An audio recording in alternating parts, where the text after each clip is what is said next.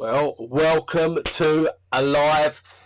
I haven't done a live for a long time. In fact, I tell you what, I went and looked back when last time we did a live, and it was 2018, May 2018, 2.5 years ago. How crazy is that, guy? How crazy is that? Right, let's wait for a few of you to come in and to join the live. Wait for you all to come in and see where we're at. What's going on? I hope you're all having a great Sunday, guys. And let's wait for a few more of you to come in. Hope you're well. Hope you're enjoying life. Hope Sunday's treating you well, and you're all keeping fit and well and safe and everything else, and everything's good in the world. I'm good, Liam. Anglin, how are you? Colin Osborne, evening to you as well, mate. Sean McGinn, Paul Miller, Mike's Carpet Adventures, evening to you. Stuart Blackley, how are you, mate? Thank you very much. You liked me last vlog. Jason Williams, good to see you, mate. And good to see everybody. Good to see everybody. We'll give it a little while. Wait for a few people to come in, because it takes a while for the feed to go through. Evening, Ben Stock, Ian Austin, David Fisher, Chris Thomas, Brian Silver, Nick Minter, Andrew Price, Alistair. There's hundreds of you coming in. It's great. It's great to be back. I was just saying at the beginning of the feed was that it's been 2.5 years since we did a live on Facebook or YouTube. 2.5 years. May 2020 was the last time. Can you imagine? 2.5 years since we've done one. How time flies. It's unbelievable, isn't it?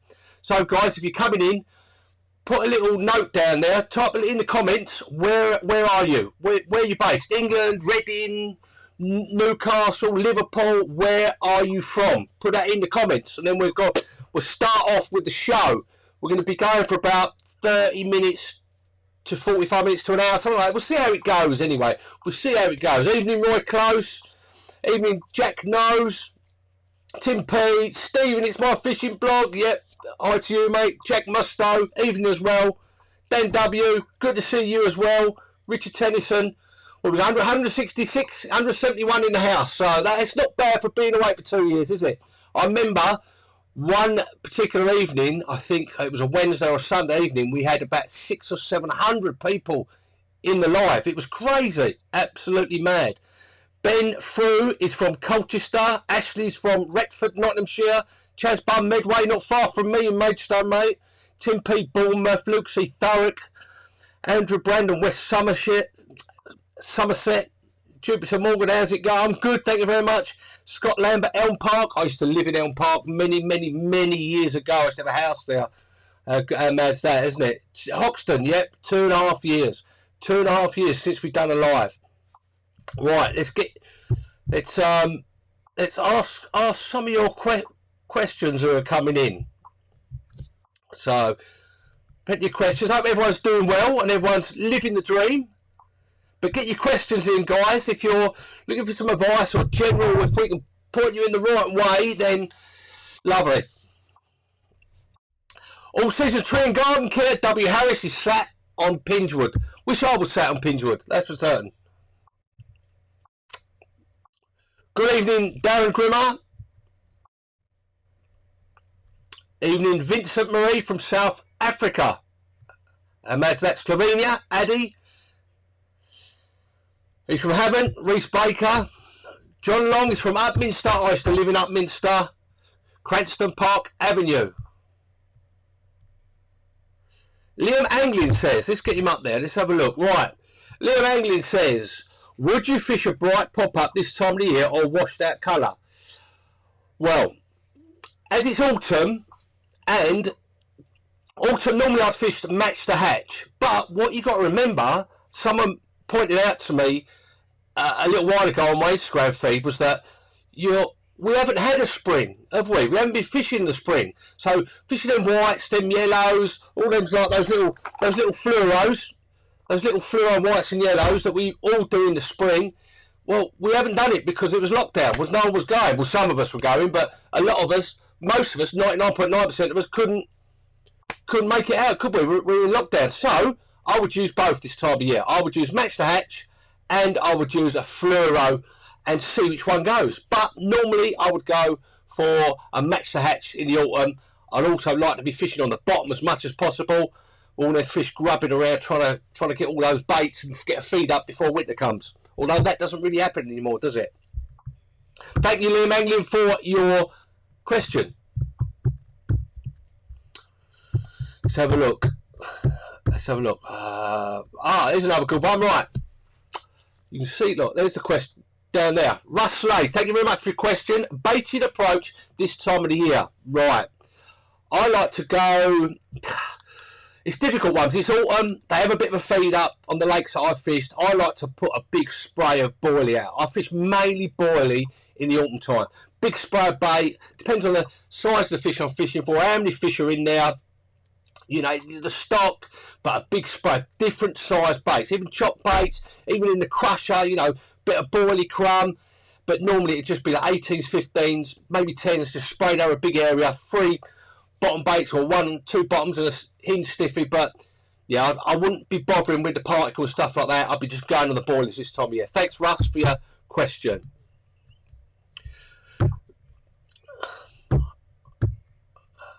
Here's another good one, actually. Here's another good one from John Tollett.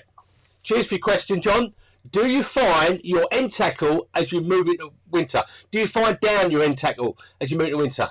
No, I still use exactly the same. Everything I still use as I do in the summer and autumn, spring and that, I use in the winter. I don't find it down. I may start to use more particles or smaller baits and more crumb and, you know, maggots and that sort of stuff, but I don't end tackle. I don't find it down at all.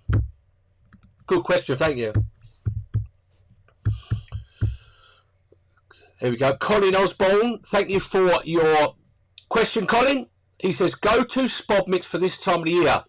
I don't tend to use particles that much in the autumn. Winter, I use a lot of particle. But I would go, hemp has got to be the basis of all my spod mixes. 10mm baits, dumbbells, chop baits, 18s, 15s, and a handful of hemp. If you see my last video for CC Moore on their website, we did like a top tips for autumn. One of those was the mix, and that is the mix that I would use if I was going to use, if I had to spod a long distance rather than sticking it out, spod a distance. Little half a can of the small sweet corn to give it a bit of colour, but you know, that is the mix I'd use for this time of year. Thanks for the question, Colin. Here we go. It's a really good question. Fishing and gaming for life. Thank you for the question. Leon, going fishing tomorrow and Tuesday going to be really low pressure. Should I put a lot of bait in because they might be on their winter feed? I will play it by ear.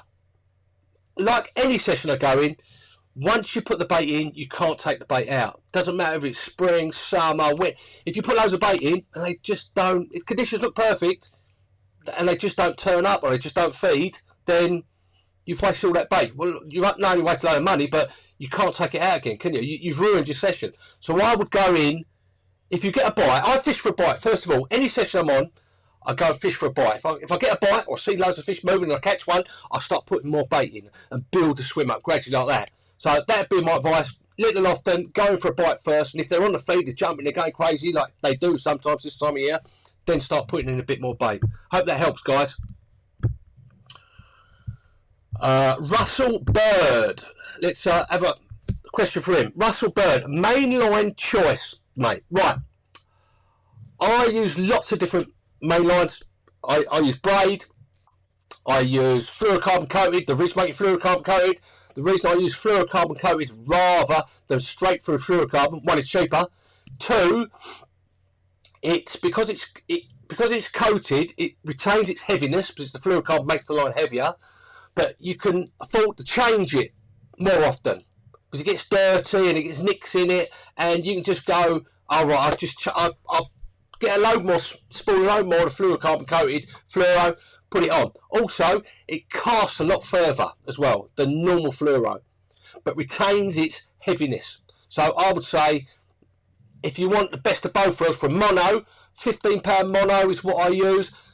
But go for the Ridge Making fluorocarbon coated mainline. You won't be disappointed. There you go. Andrew Price, lovely question. Is it worth pre-baiting in autumn? Let's see if we can get largen this up a little bit, actually. Because I'm not sure everyone's going to be able to see it. There we go, look. Andrew Price, is it worth pre-baiting in autumn? It depends on the lake. I think it's worth pre-baiting all time of year. I really do. I think that is a real big edge. If you can get down to your lake or your river or wherever you're fishing, your venue, and you can introduce a bit of bait, keep it going in, it makes the fish more relaxed, more feeding on that spot. You know, you're building up your swim and your area to get more bites. So I would say pre-bait if you can at any time of year. Great question, Andrew. Brian Mill says, Brian Mill's old school carper. Well, hello mate, hope you're well, Brian. I got a question for you. Where you been? I've been here, don't worry. I've been working on a bit of a project which all will be revealed over the next couple of weeks, while I've been a little bit quiet on the video front. But there's it's a good reason for it. It's a project I'm working on which I will divulge to everyone. I may even give you a few little hints or snippets or show you little things. So yeah, I've been quiet. I've been working my nuts off on videos and lots of other stuff, websites and everything else. So we may, I may show you a bit later on. Here you go, Brian. Thank you very much for your question. Nick Kempen says pop-ups or right. Here we go. Look. Bottom baits, hardened hook baits, pop-ups. Right, pop-ups or bottom baits, and why? Right, okay. Pop-ups I tend to use on waters which are very choddy, very weedy. I've always done better on pop-up rigs, so it sits in amongst where all that food's congregating, or where your free offerings hanging in the weed, and also the presentation of the rig. The presentation of the rig is much better on a pop-up type rig. Bottom baits, further on you go into the season, fish get wary of pop-ups. On the waters I've fished anyway, they might not always, but they do sometimes. So I like to fish a bottom bait and a match the hatch type of bottom bait. Also, if it's a really clean area, I like to fish a bottom bait, because all their free offerings, that's what they're picking up. That's what they're getting used to picking up. That's what they're most confident on. So why not fish a bottom bait in amongst it? I see too many people fishing pop-ups like the Ronnie rig just for the sake of it, when really I think you get more bites fishing a bottom bait. So there you go. I hope that answers your question, Nick. Let's have a look. Let's have some more questions there. Here we go. Lee Armstrong. Top video, Leon. Hinge stiff or bottoms power this time of year? Oh, well, the answer before may have helped answer your question. Hinge stiff or bottom baits? Bottom baits this time of year, I tend to fish probably two bottom baits, one hinge stiffy or one pop-up type rig. Match, two of them would be match the hatch, and one would be like a fluoro pop-up or fluoro wafter, just to gauge what's happening. But the cleaner the bottom, I'm going to fish a bottom bait. The choddier and more messy the bottom, the area I'm fishing, I'm going to fish pop-ups. So I hope that helps answer your question, Lee. Oxton says, glad you're back me on live. You look well, mate. Thank you very much. I've actually put on loads of weight. I'm getting as porky, but I've started my fitness regime again. A little bit of running, not eating as much. But it's too many of them, that's what it is. Look, check out those bad boys. Look at those, look. VIBs, they are. VIBs, luscious blood orange. McVitie's, that is what.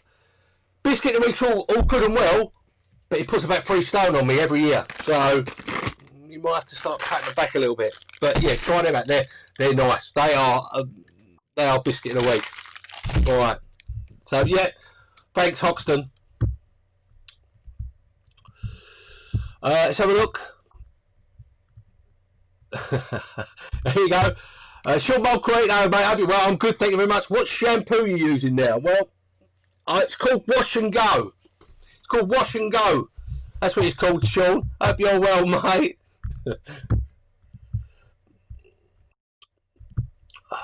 Let's have a look. Some of these questions. There's a nice one. Sharper Carper. Hi, Leon. How do you get tiger nuts slimy and all sticky? Right, it's a couple of ways.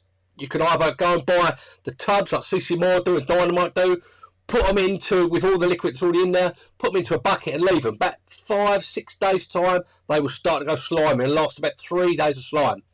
Or what you can do is boil up your own tigers. So what you do is for 48 hours, you soak them in water and sugar.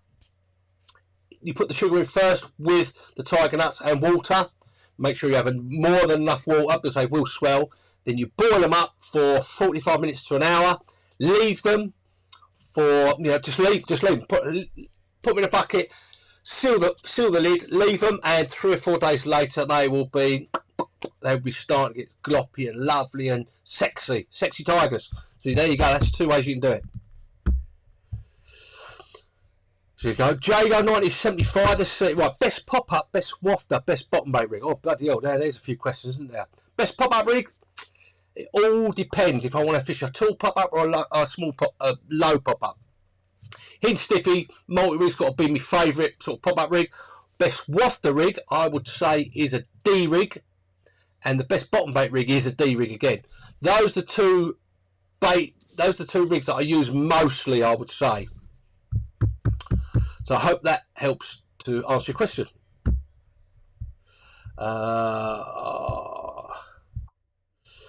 There we go, another one on tiger nuts. What are your thoughts on tiger nuts? Thinking of using them for the first time. Thank you, Luke C, for your question. I mean, there's not a fish alive that hasn't been caught on tiger nuts, I don't think. Use sparingly.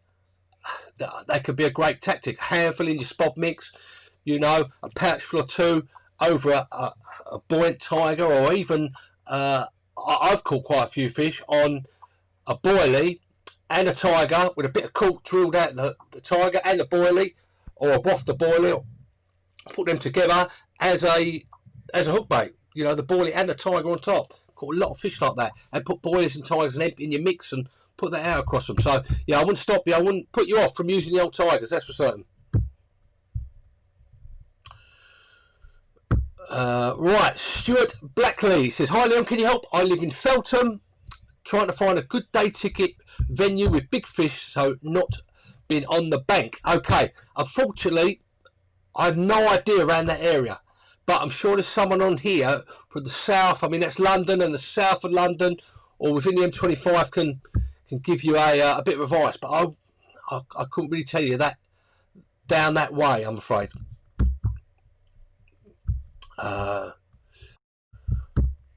Lee Powell says, are you doing a winter vlog this year? I will be doing plenty of vlogs, plenty of films, plenty of rig, plenty of everything coming. Believe me, I can't really say a lot at the moment because it's a little bit under wraps, but over the next couple of weeks all will be revealed to what I and others will be doing, mainly my content. That's why I've been a little bit quiet on YouTube. I haven't put a video out. If any of you switched on people would have seen on my YouTube channel, normally the end of the month, beginning of the month, I stick a video out, but I stuck one out for 2 weeks. All will be revealed. There is very good reasons for it. I'll tell you what I'm going to do. I'm going to give you a little teaser, I think. Right, let's see. I'm going to try and give you a little teaser. Maybe, let me see. Can I give you a little teaser? Maybe. Let me see if I can remember how to do it. No, that's not the one. Let me see. Right, I've got to try and find. Right, let me. Right, let me try and find. Let me give you a little teaser. Right, bear with me. Right, guys, I'm going to give you a little teaser of a video that I've been working on. It's a little promo. This is a little video, little teaser. Check this out and tell me what you think of it in the comments. Right, ready? Here we go.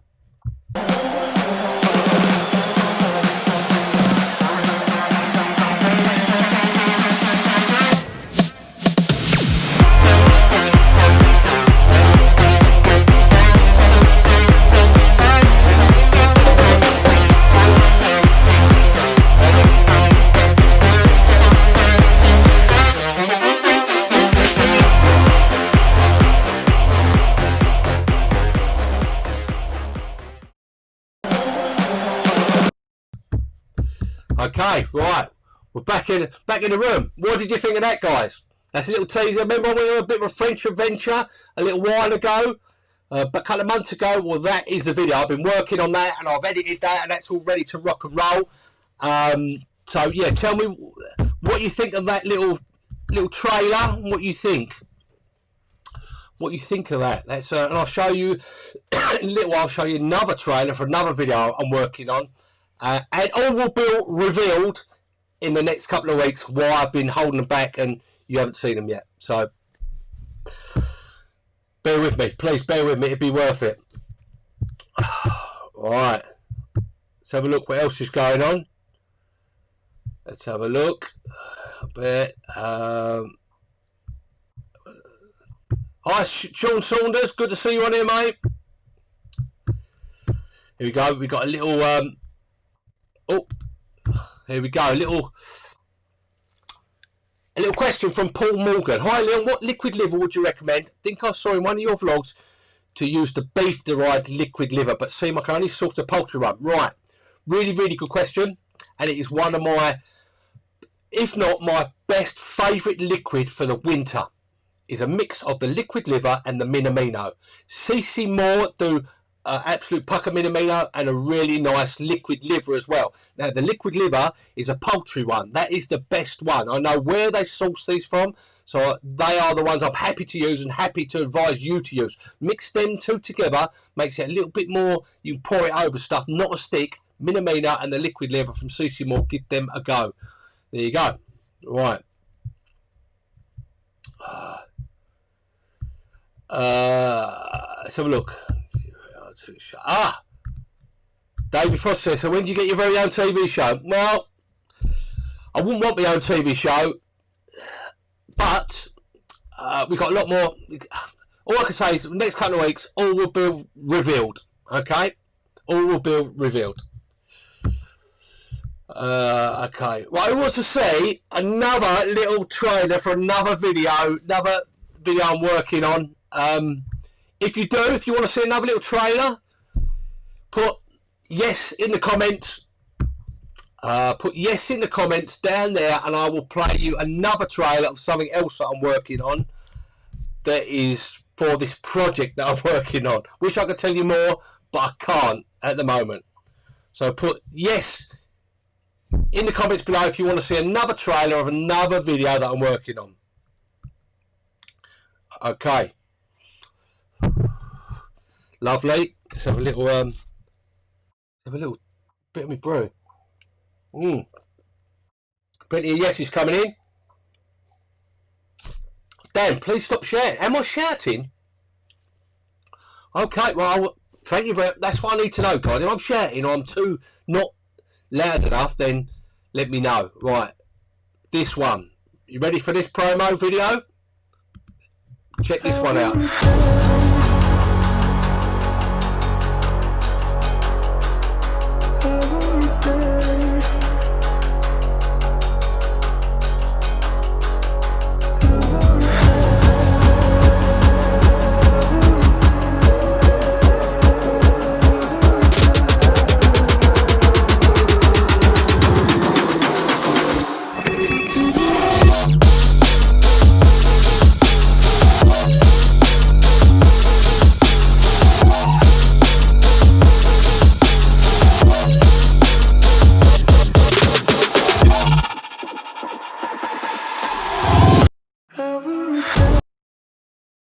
Okay, back in the room. Another video there for you, a little promo of some of the videos that I will be releasing.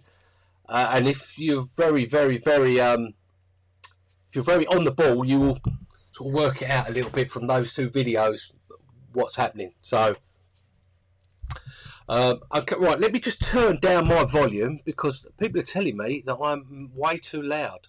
But it's probably me being a loud East London geezer, isn't it? Do you know what I mean? So, hope that's better, isn't he? Gary Clark says, sorry he's crying about the football. Well, I'm a West Ham supporter, so I'm happy that we had a draw with Tottenham today. That's for certain. Right, let's have a look at some more questions. Actually, do you know what? I'm going to ask you a question, you guys. if you've seen in the news, if you're switched on this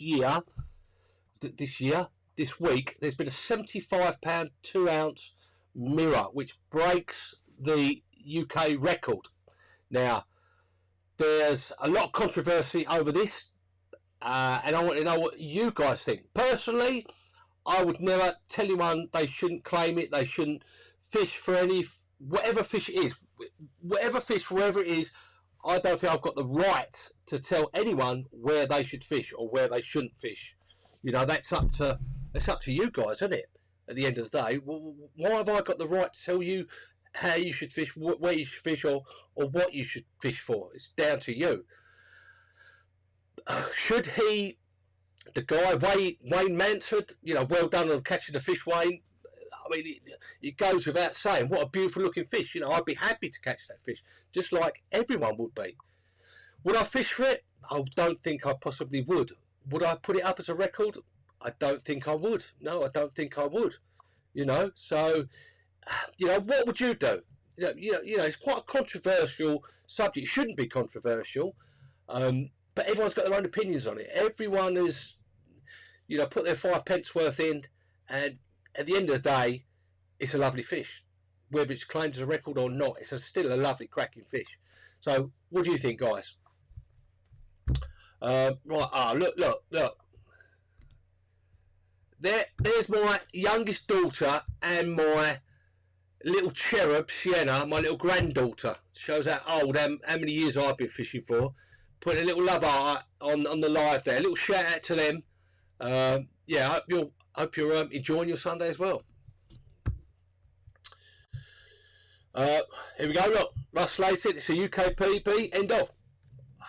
Yep, I tend to agree. I tend to agree with you.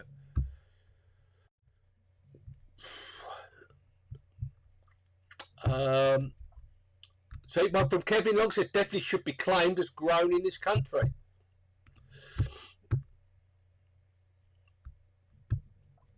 The Cambridge Carper says yes, it should be counted. Let's have a look. Sam the Fenland Carper says yes, it should be, as it was stocked at around £15 to £20.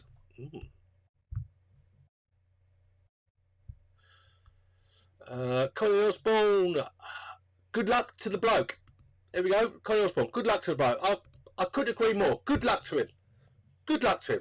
Who should I or anyone else tell him he should claim it or shouldn't claim it? We should just have our own opinions on it, which is fair play, I think.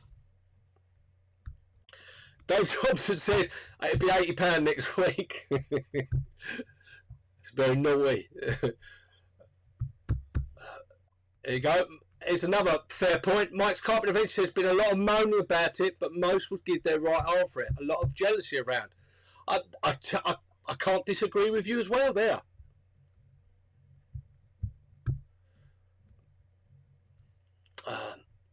Now, this is quite a fair point.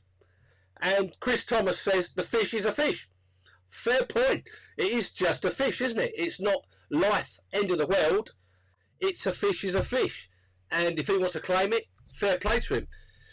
If you don't want to claim it, fair play. You know, if you catch it, it's still a lovely fish, isn't it? Here we go. Carp Jacker Instagram, good luck to him, great catch. Couldn't agree more.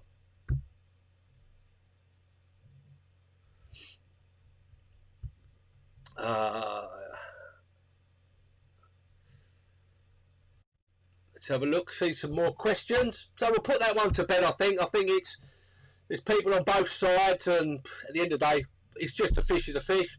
If you want to claim it, claim it. At the end of the day as well, it's a great fish, it's a cracking fish, and fair play for catching it. Let's have a look. Get your questions in, guys. How long have we been going? Bloody hell, 30 minutes already. Can you believe that? 30 minutes. Whew. Right, get your questions in, guys. Anything you want to ask, I can put you forward. Anything about rigs, anything about hooks, anything like that. You know, look, little godsend for me. I'm not one for making rigs, but look at that. Now, you never seen, if you know me well, you know that it's just not me, is it? But I tell you what's an absolute godsend to actually have your rigs already made up and your old rigs. Some of these are old rigs that I've had. Look, old rigs in there. Loving it, loving that. Loving that, I'll tell you. Been out to see where my rigs are. All in one place. Lovely jubbly. Right, what other questions have we got? Let me just, I'll tell you what I'm going to do. Let's put up some of the, this might be better so you can actually see a little bit more. You probably see this anyway. Let's have a look. Just picked up an Atom Plus. Saw you had one down at St Ives. How has it been for you, Leon? Yeah, I've really enjoyed the Atom Plus. It's really small. I've got it specifically for fishing St Ives and the small little rugged swims, and I like it. For if you want something which is small and compact and it's going to fit in those tiny little swims, I think an Atom Plus or a small umbrella. It just gives you that little bit more protection because it's sort of like a small bivvy. I'm only 5'8", so if you're 6 foot, I don't think it's going to be the one for you. When you sit up in it, it's just going to be too low. If you're small shrimp like me, 5'8", then yeah, I think it's it's perfect. Let's have a look. John Long 1982 says, "What drone are you using now, Leon?" I am still using the same one, a Mavic Air, one I've had about 2 or 3 years. There we go. Thomas Martinelli says, "Hi Leon, are you still fishing St Ives? And which lake on the complex would you advise to jump on first? What was your favourite?" I would go over to the lagoon. If you want to start fishing, or saying that, some of those other little smaller, like the, I can't remember the name of them now, but some of the other, Wivenhoe or so, what they're called, some of the smaller lakes, but that one is probably the most, most prolific one, where a lot of guys go and start on, will be lagoon. The other ones are quite feat. You've got to really be on your game on the others to catch. Yeah, they're quite a challenge. So I would start on the lagoon first. Amy Keaton says, "What rig are you currently using?" Just depends on where I'm fishing. I've probably in the last 2 or 3 trips, I've probably used about 6 different types of rigs.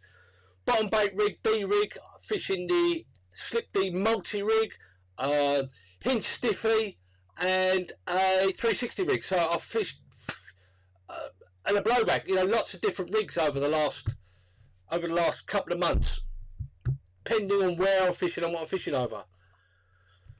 Russell Bird says, "Hooks and size used." I'll tell you what, guys, look, I've got some of the, I'll tell you what I've got here, alright, I've got some of the new Ridge Monkey hooks. I'm not sure when these are out, but they sent me some of these. I was using these on that French adventure. I was using these, right, these are the size 4.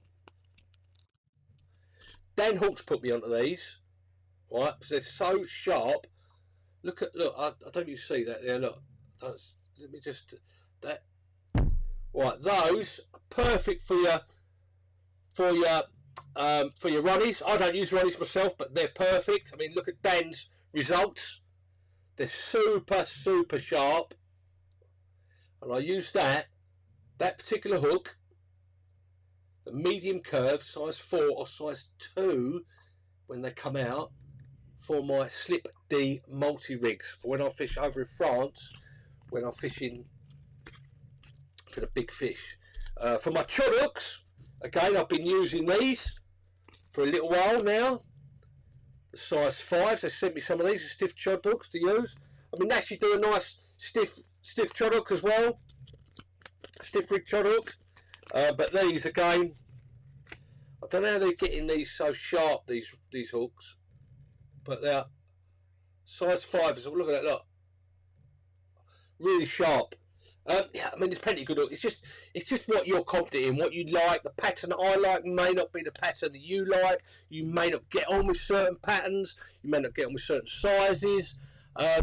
you just give lots of different ones a go until you find something you're really confident and nice in. You know, I'm confident in those. So there you go.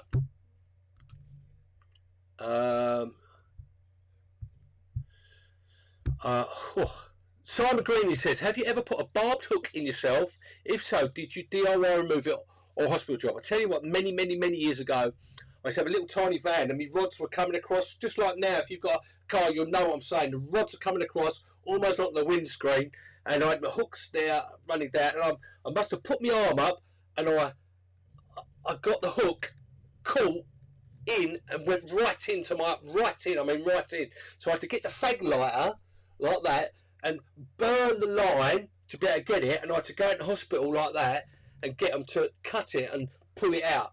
So yeah, which wasn't very good, and the nurses thought it was absolutely hilarious. So yeah, that's one that happened with mine.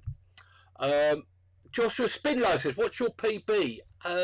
My PB is 57.3 for the UK, and only, well, I say only, bloody hell, it's a bit weird, isn't it? 55.10 in Europe, but hopefully over the next couple of years I'll be breaking the European ones. We've got lots of ventures to go on in Europe. So yeah, thanks for the question, Joshua.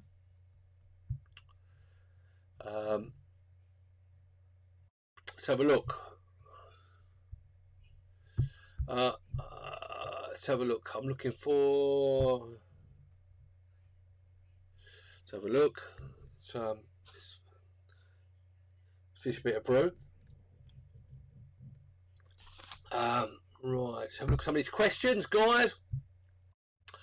Toby Keaton, really good question, and I would say it's probably one that's quite topical.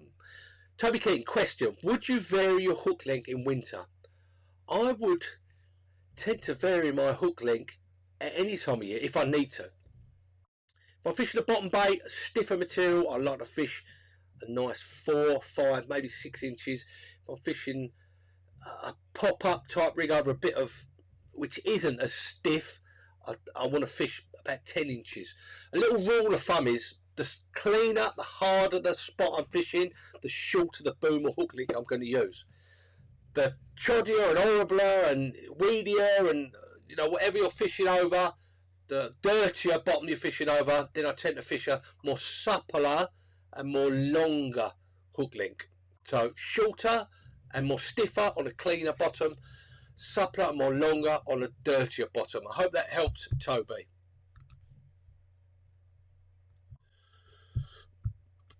Let's have a look.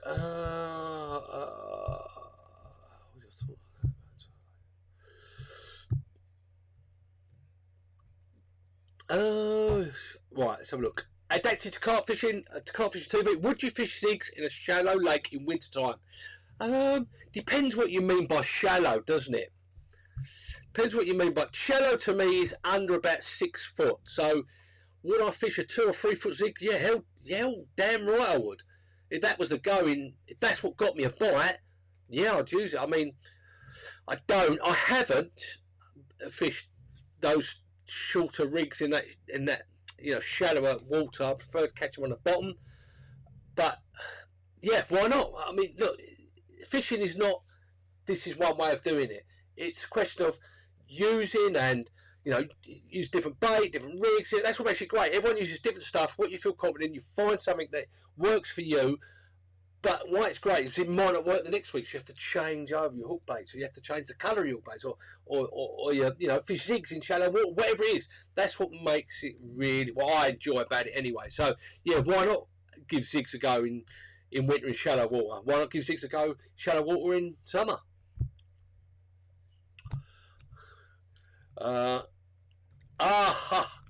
James Woodard says, right, what's your most memorable biscuit of the week? My most memorable biscuit of the week so far is everyone, but my most memorable one is from a company on Instagram called Bake It, Post It, and they sent me some of their biscuits and their stuff, and it just blew my mind. I reckon some of you guys have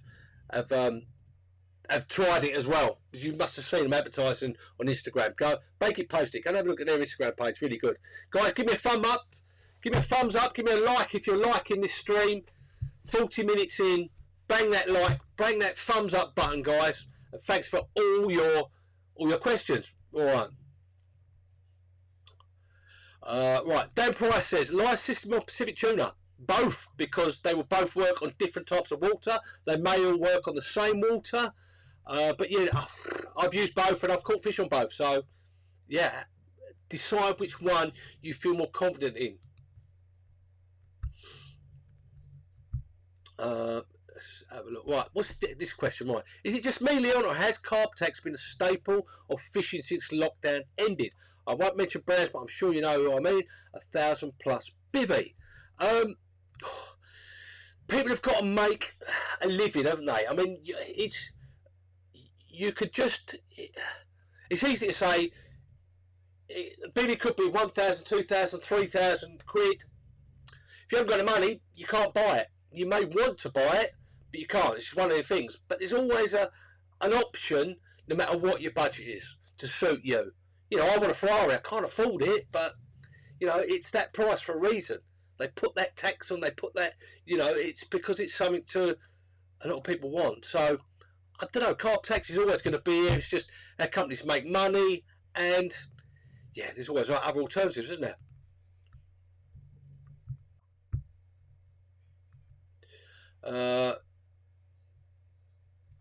Russ Slade says, would you top off with maggots this time of year? From now sort of onwards I might do, because a silverfish, if you've got silverfish in your lake, they're going to be really active and they're going to just eat all their maggots off the end. I would say as it gets colder, the silverfish tend to hold back and tend to hibernate a bit more, and I use tipped off or maggots. I use tipped off maggots on me wafter rigs, on me multi rigs, me bottom bait multi rigs. I use those. I use tipped off maggots quite a lot on the wafter rigs. So yeah, as it gets colder, I use maggots. Tip off my hook baits a lot more. Andrew Price says, do you ever use solid bags? It's not a tactic that I use. I have used them in the past, but I'm bloody terrible at tying the bloody things up, and I end up getting the hump with them and chucking them. But yeah, maybe I should do, because they're an absolute cracking tactic. Scott Lambert says, are they the prototype hooks? These are, I think they are the hooks which they're going to bring out. When they're bringing them out, I don't know. Whether it's before Christmas or after, I don't know. You'd have to ask Dan Hawks or any of the Rich Monkey guys. They will be able to give you a date on when they will be released. Let's have a look. Let's have a look at some of these questions. Thanks for all the thumbs up, guys. Really appreciate it. I hope you're enjoying this live stream. You know, we've been going 43 minutes now, almost 300 people on the live stream. Yeah, thanks for turning up. Right, more questions. Dave Robinson says, what do you add to your live system? I tend to use my live system from about the second week of November. I tell you when I use live system or any sort of really digestible, dedicated winter bait, which the live system is. Even though you can use it all year round, to me it's a dedicated winter cold water bait. As soon as those water temperatures start dropping below 10 degrees, I start mixing me Triple X, me fish meal bait, with me live system. I mix the two in and I introduce it. So every week the water temperature's falling onwards, I will start adding more live system and taking some of the Triple X out. You know, smaller baits and chop baits and crumb, and then I start putting a bit of hemp in. So I sort of get them still liking the Triple X or whatever bait you've been using all autumn and summer, because they've run to that, you've been catching them on that, they recognise that, it's a good food source, and give them some of that, you know, that winter bait like the live system as well, to say, oh look, there's two lots of food source, try and wean them onto it. So this always worked well for me anyway. Good question, Dave, thank you. Eddie says, will you be online live again? Yes, I will be. We will be doing lives. We will be doing a lot more lives, but within a different project. So I'm hoping by not a week today, I'll be able to give you a lot more details of what is going to be happening with all the videos that I'm making, all the lives we're going to be doing, and loads of other stuff within this big project. So yeah, give it another week, guys. I'll be able to tell you everything and divulge everything to you, and I hope you're going to like it. Yeah, wait and see. It's worth the wait.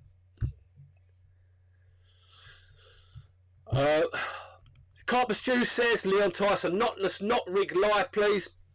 Do you know what? Why not? If I've got the bits here, a knotless rig, right? Get one of the hooks, little trod hook. Let's have a look. Get me kicked. Knotless knot. Bit of fluorocarbon. I'll get into it. Let's do this live. I'm gonna.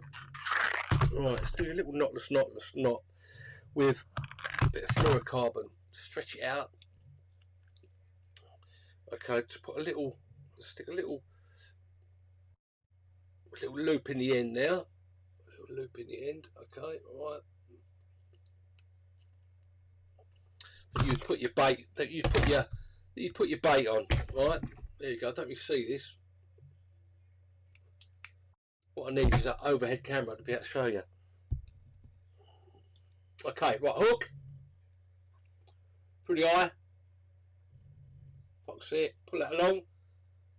So there you would get the length of what your boil is going to be. However long you want it to be, that's where it's going to be. Knotless knot is probably the simplest rig to tie. Over like this, right? Let me grab hold of it. Over like that. 3, 4, 5, 6, 7, 8, and then round again, and then through the eye. I mean, it's quite. We haven't got. It's quite difficult to show you.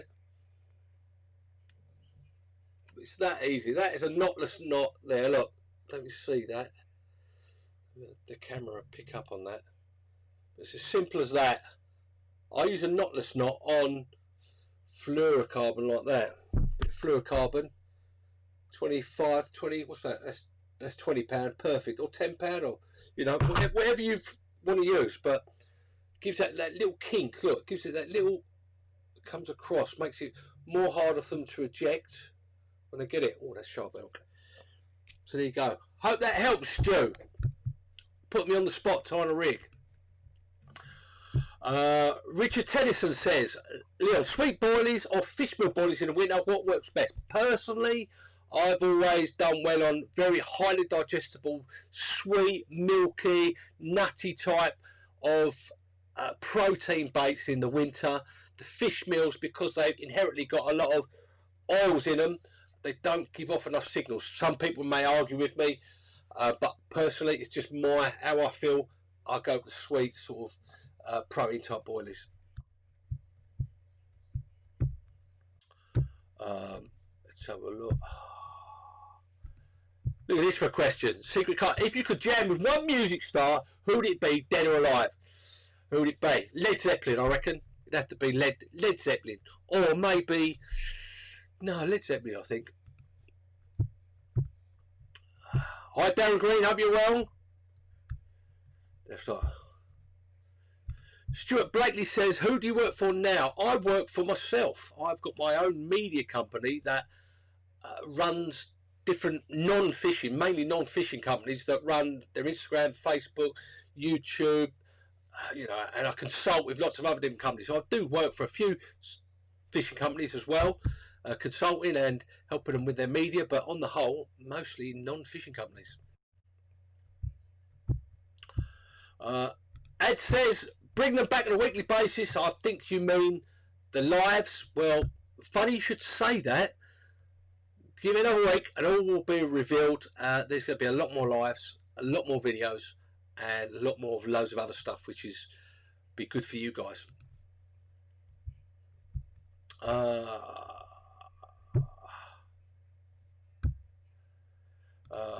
Piscator P says, Leon, if you got invited to a totally new water, virgin water, how would you approach it in trainers or a nice pair of trekker shoes?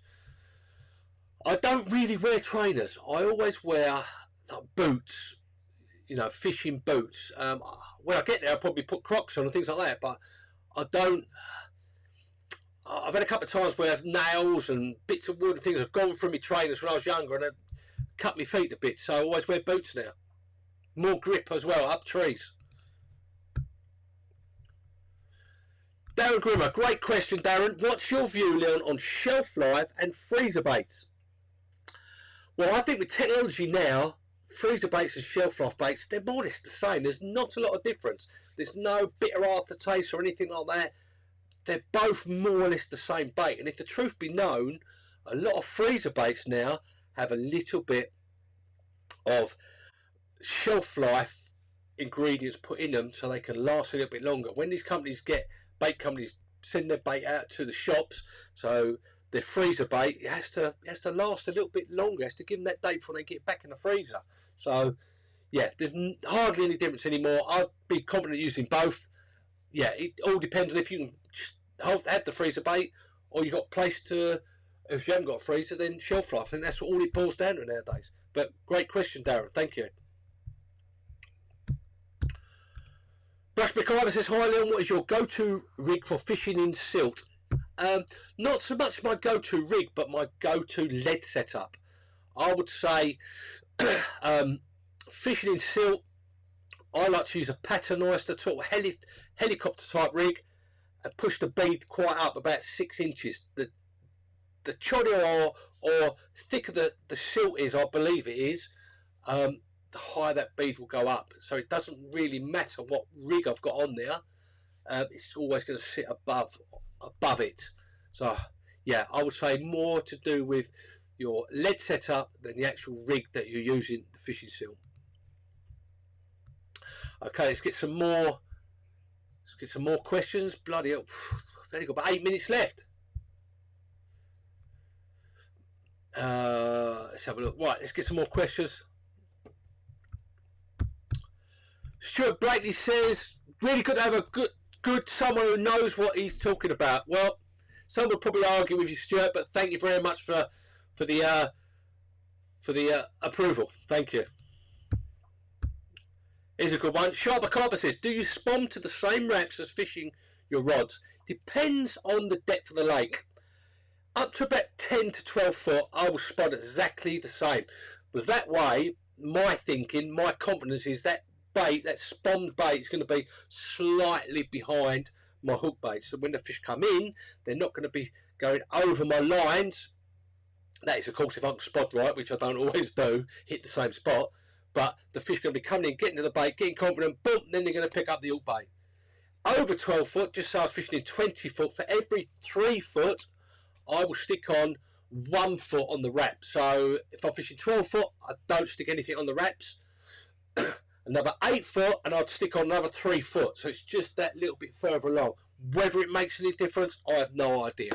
But that's what I do. That's how I feel confident in how I'm fishing. And it's a confidence thing. All fishing is a confidence thing. Doesn't matter on the rig, the bait. There is no wonder bait, no wonder rig, no wonder brolly, whatever it is. It's just whatever you feel confident in using, whatever catches you fish. It could be a £5 Argos bivvy. It could be a £5 ready tied rig off eBay. If you catch your fish and you're confident in it, mate, don't change. Right, let's have a look. Little Frankie. Look, there's my boy, little monster. See you soon, Dad. Bye. Yeah, nice to see you on here, boy.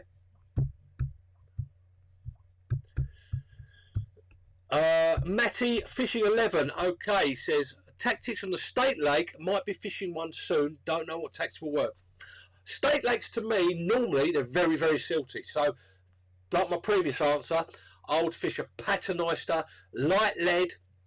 Helicopter setup, push that bead up and fish maybe a braided hook link with a pop-up on one and a bottom bait on the other, and spray a few baits around and give it like that. It's more to do with the lead setup, so your presentation's right, than the actual rig, I think, when you're fishing silty lakes or meres or estate lakes. Hope that helps answer your question, Matty. Oh, Dave C2D, a little, don't know if I can answer this one, little edge that I use quite a lot. And I know a few of the other guys I speak to who are very successful use a lot. Have you ever poured boiling water over your boilies in winter? I do it all year round sometimes. I'll get a little, it's called the heat treatment, I believe.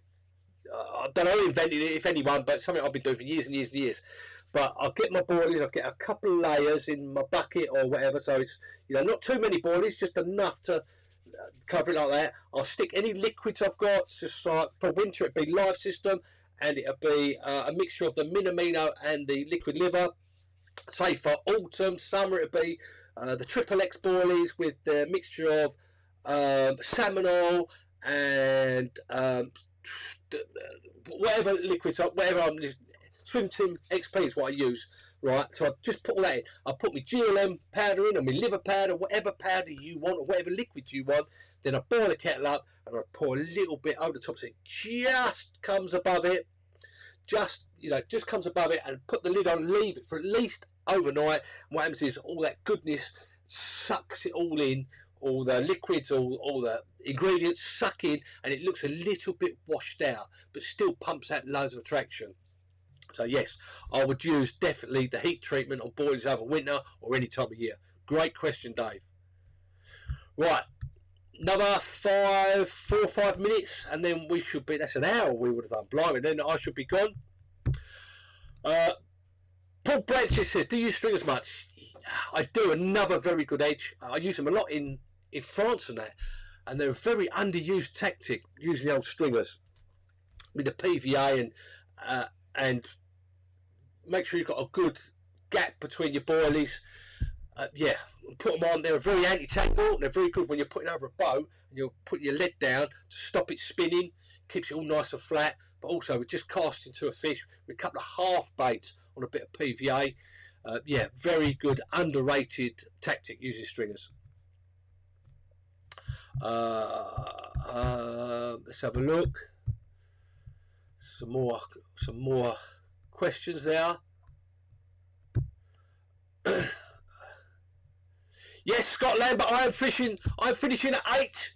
Give me a couple of minutes and we will be finished. So we've got I'll probably answer one more question before I go. One more question. Ed says, right, any tips for 8 acre lake, 200 carp, deep is 6 foot, most catch and freeze, on no room or some best alternatives? I'll tell you what, nothing to do with bait, rigs or anything else. The best tip I could give you for approaching any lake, and what I do, no matter even if I know the lake really well, use these. These are the best thing. These and these are the best thing a carp angler's got. Not rigs, not bait, not anything else. Watch the water, listen to see where they are throughout the night, everything else. Find the fish. Find the fish, and you will be more successful than you will be sitting in your bivvy or not looking to see where the fish are. Be prepared to move on the fish. I'm guaranteeing you, if you use your eyes and your ears throughout your season, you are going to put a lot more fish on the bank. You really are. It's not a wonder rig, not a wonder bait, not nothing like that. Eyes and ears. Watch to see where the fish are. Set up on them. Move on them. Keep watching. Keep listening. That will put more fish on the bank for you. Guarantee. Great question, Ads, and I hope that answers as well. Okay, 58 minutes. Guys, thank you so much for turning up tonight for this live stream. 300 of you in at some point. Also, I should be doing another live stream, I think, next Sunday night. I may do one before then, but next Sunday night, when I will have a major announcement for you to do with the vlogs and to do with lots of other stuff like lives and all that type of stuff. So guys, thanks for turning up. Go and have a brew, get on the biscuits, and yeah, hope you catch some fish. Thanks for tuning in. See you for the next live, guys. It's been a pleasure.